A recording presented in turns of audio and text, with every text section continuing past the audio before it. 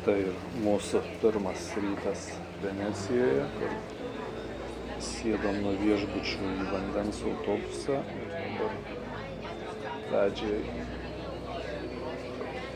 applauksim su vandens autobusu ir Veneciją apžiūrėsim iš vandens ir paskiau grįšim į pagrindinę aikštę, kur išlipsim ir apžiūrėsim visas bažnyčias. Plaukiant labai skiriasi, kur vakare plaukiam ir kur ryte, tai vakare gan gražiau, bet dieną tik tai daugiau tų visokių laivukų plaukia.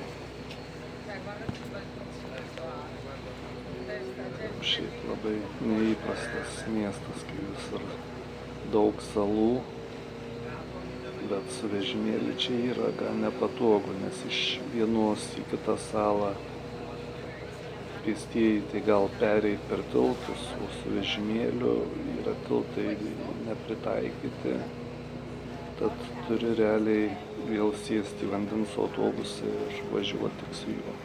Štai ir atplaukiam prie pagrindinės salos, kur iš toli matos katedros bokštas, tad čia ir praleisim visą dieną.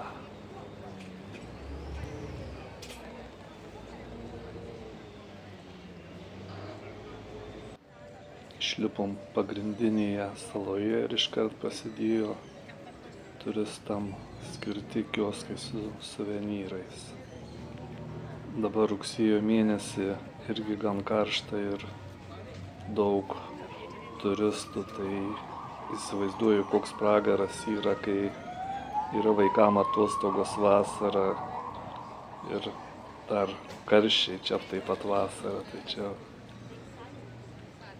būtų ne mūsų jėgom būt. O dabar turėdami visą dieną laiko po biškį einame link pagrindinės miesto aikštės. Štai ir priėjom pagrindinę Venecijos miesto vietą Marko aikštę, kur matosi dabar čia Dožų rūmai, paskiau ten bus katedra ir tas bokštas irgi Marko. Nu ir čia visas pagrindė turistų lankomiausia vieta Venecijos.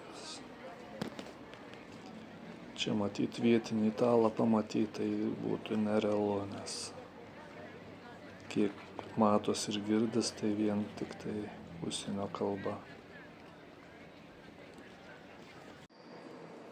Esame pirmam lankytinam objekte San Marko katedroj. Čia neskubėdami pasigrožėsim. Į antrą aukštą su vežimuku neina pakilt, tai pagrindė čia apvažinėsim visus kampus.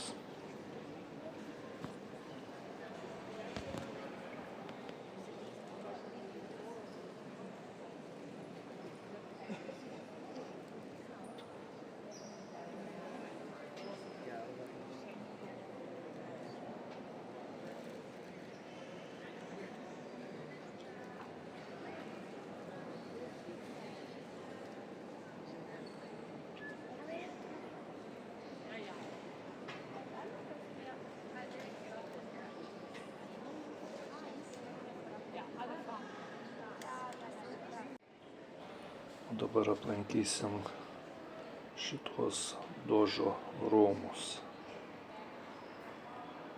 O čia yra pagrindinė aikštė ir Dožo rūmai iš abiejų pusių.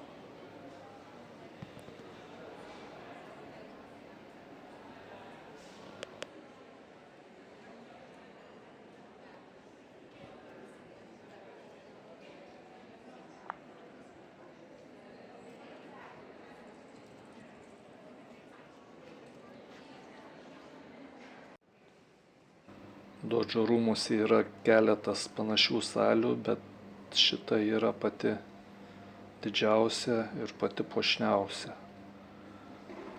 labai daug čia paauksuotų tų tokių, gan atrodo viskas prabangiai.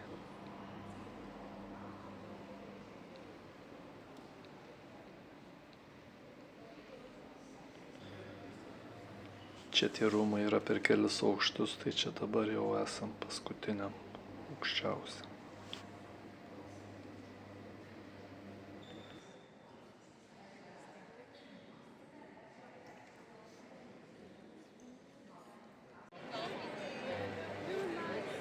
Sulaukėm vakaro šioj saloj.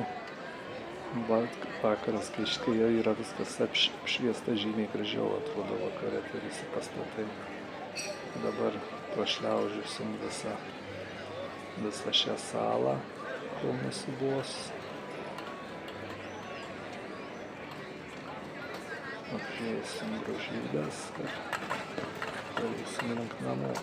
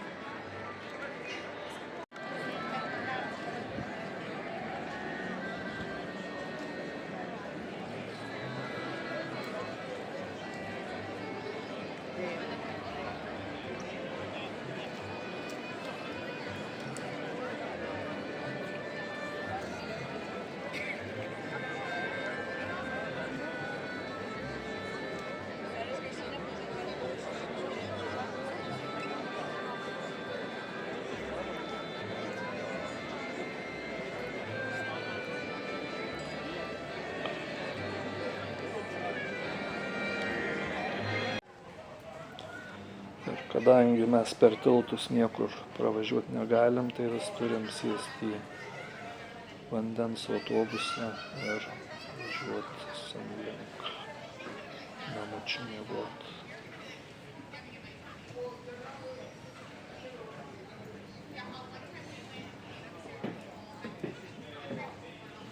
Labos nakties.